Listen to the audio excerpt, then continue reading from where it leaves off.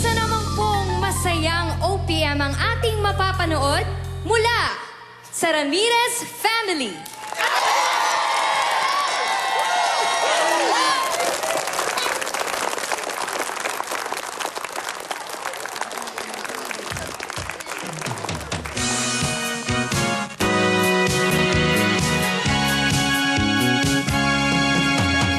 Walang iba pang sasarap sa pagtitinginan natin. Sana ay di na magwakas itong awit ng pag-ibig. Awit natin ay wag na wag mong kalimutan. Pangako ko naman na lagi kang pakikinggan. Magpakailanman.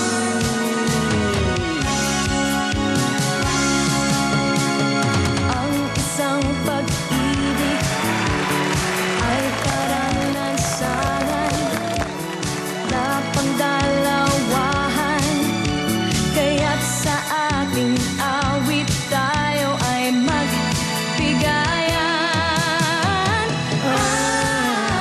Awitin mo at isasayaw ko. Awitin mo at isasayaw ko.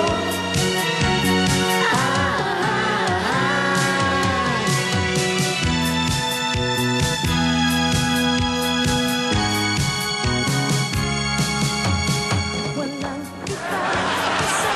sarap sa pagtitinginan natin. Sana ay di na magwakas itong awit ng pag-ibig. Awit natin ay wag na wag mong kalimutan. Pangako ko naman na lagi kang pakikinggan. Magpakailanman.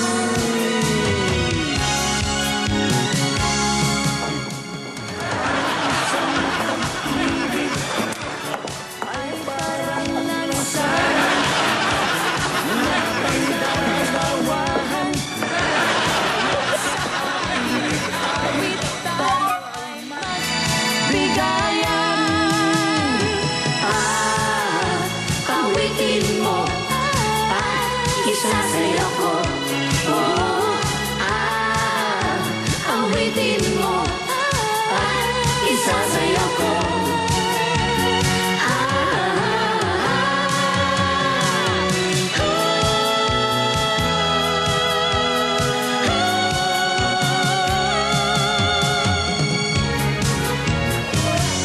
Teacher Sarah!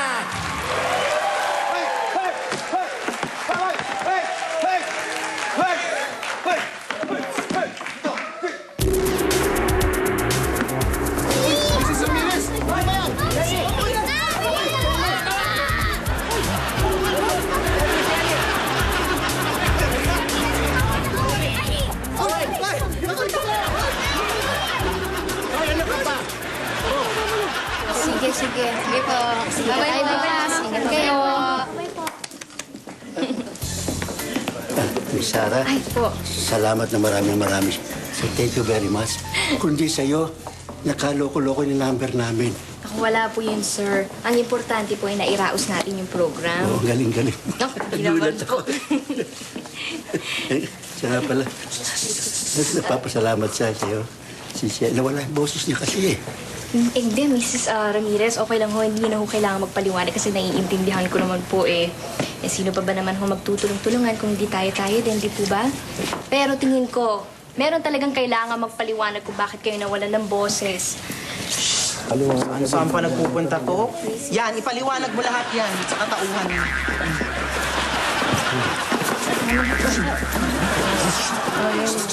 Teacher Sarah, Shirley, sa buong pamilya, sorry ho talaga. Nagawa ko lang naman ho yun kasi ayaw kong mapahiya ang pamilya namin. Alam niyo na, galing po kami sa angkan ng mga singers. Nabanggit nga kasi ng pet nyo, natakot kami nung sinabi niya na nilalampasan mo raw si Celine Dion, Mariah Carey, Barbara at Mike Hanupol. Kaya yun, ayaw naman namin mapahiya sa, alam mo, mga kapitbahay at ang mag-anak na naimbita namin ngayong gabi. Ah, ganun. So, dala mo lahat ang buong barangay mo. Nako naman, misis. Sana naman iniisip ninyo. Family day lang naman ito. Hindi naman ito paligsahan na kailangan may manalo. Para lang ito makapag-banding ang pamilya. Sangayon ako dyan, Balay. Maganda yung sinabi mo. Kaya nga humingi ako ng dispensa. Alam ko po ako lahat ang may kasalanan nun. Pasensya na po. Humihingi rin na kami ng dispensa at medyo na pagbuhatan namin kayo ng kamay, no? Siguro na, maski sa inyo mangyari yun, magagalit kayo. Okay lang po yun.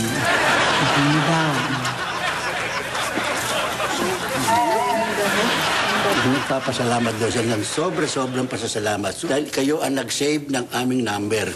Wala po yun. Magaling daw kayo sumayaw, di ba? Talaga po? Dalawang pipi nag-uusap. Huwag mo na intindihin yan. Chismis na yung pinag-uusapan nila. Tungkol kay Willie.